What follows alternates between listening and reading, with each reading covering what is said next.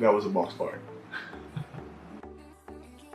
What's up guys, BTkicks back at it again with a brand new video, and today we're doing a detailed look and review of these bad boys right here, the Nike Sacai Vaporwaffle. So before we get into the review, if you like what you see, don't forget to subscribe down to my channel down below, give us a thumbs up, as well as follow me on Instagram at BTkicks for more sneaker content. Let's go!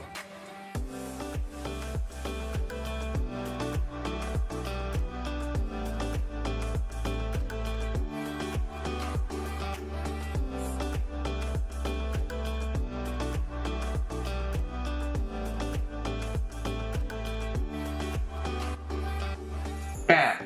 Nike Sacai Vaporwaffle. Now these did release last week in this sail fuchsia red blue colorway as well as a black colorway. Personally, I do prefer this colorway as opposed to the black one. The black one is really clean, but I just think the color combination on this really makes the sneaker pop. So first impressions of this is definitely the next step as opposed to the OG releases. I have the OG pair right here. As you can see, it's a very sort of drastic change from the first sort of model release compared to the second release. And in case you didn't know, the Sacai Nike Waffle from Chitase Abe is actually two separate, models joined together to create a Vaporwaffle. On the upper, you do get the upper from the Nike Vaporfly Next. As you can see, the heel sort of curve here is from the Racer model, and on the bottom, for some of you that didn't know, actually comes from the Nike Pegasus. And I think it's really cool and really innovative how Nike came from, the first model, which was the Waffle Racer,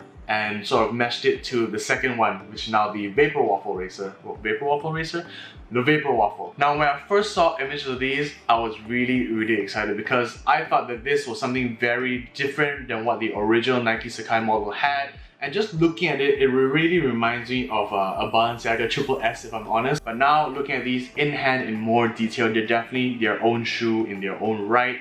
These will definitely turn some heads on feet. So looking at this shoe in more detail, on the upper, you do get a mix of suede, mesh, some synthetic leather, that rubberized midsole, and a really thick outsole. And I think the materials used on these are really good. The front toe panel, the suede is nice and buttery. The mesh, I suppose, is the same mesh that they use on the original Nike Sacai. However, this does feel a little bit thicker, probably because some people were saying this upper on the toe box of the original model wasn't as durable. But I think that this mesh is a little bit stronger, it's a little bit more reinforced. You do see some overlays here, I guess, to reinforce the high wear areas of the mesh. And it is breathable, very lightweight. With all this added material, the shoe does feel heavier than the original model. Like the first model was relatively quite light on feet.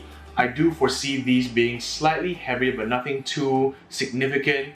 And it just looks really cool. So I probably sacrificed the weight to look a little bit more fly. First thing that I saw that was most glaring is the change of heel here.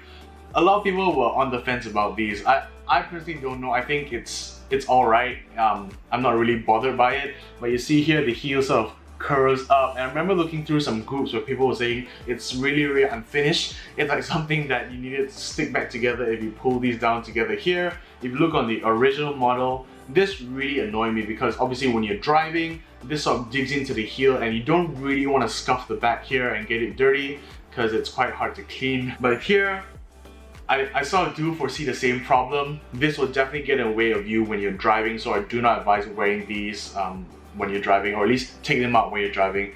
Safety first, guys. But this heel is definitely very interesting. So it is the Pegasus 33 outsole here, and on top of it is the Vaporfly Next model. And I suppose that this is more of a runner inspired sort of design.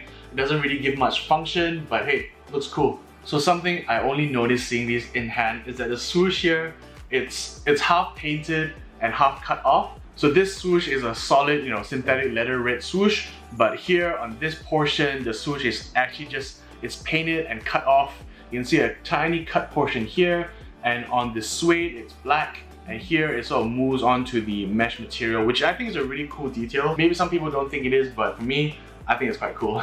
Another key difference between the new Vaporwaffle and the OG Sacai is this outsole here. Now if you look on the previous models, it was more of a waffle inspired from the OG. So this waffle design, some people say they weren't as comfortable. These don't really protrude out that much. and you know, as far as on feet, I think this will be a little bit more comfortable compared to the OG Sacai's. Another feature of the Sacai waffles in general is they added 2 laces into the lace loop, so you sort of tie them up with 2 laces. I know this is something that was featured in the original Sacai's as well, but for me personally, I'm not a fan of tying 2 shoelaces. I'll probably just take out the black laces here and only stick to the white laces. They do come with extra black laces, so if you wanted to, you can lace swap out the current stock white laces and stick on the black laces here. Personally, I think that the white laces look really nice on its own already. It gives the whole shoe a more, you know, sporty, so vibrant sort of look. But hey, if you like the black laces, go for it.